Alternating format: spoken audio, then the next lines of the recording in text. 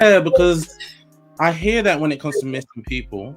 And the last month, I've interacted with all the media outlets, and the interaction with them, I've learned, and Dean, we've spoken about this, and I've spoken about with other people because I didn't understand at first, is how they spin stories. Like, and I say stories, it's not spin stories. It's the way they present stories, and they're strategic.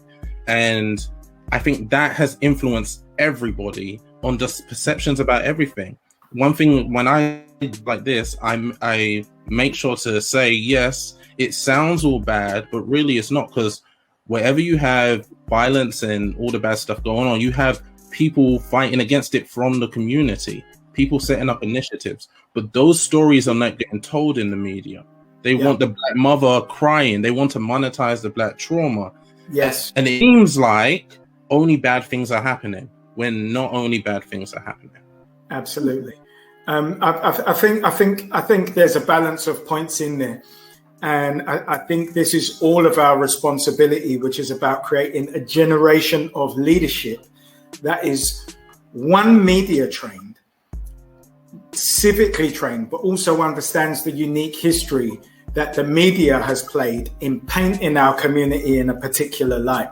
So when they're aware of all of those factors, they understand exactly how to present our case to, number one, as an organization, it's for us to demand that they're heard by positioning them, but to make sure that they're not liabilities in terms of their lack of training, because we're not going to use any names today, but we're clear that based on the murder of George Floyd, a lot of us were given voices who weren't trained and unfortunately ended up being liabilities to ourselves and to our community based on a lack of effective representation, which is why we always talk about an institutional model.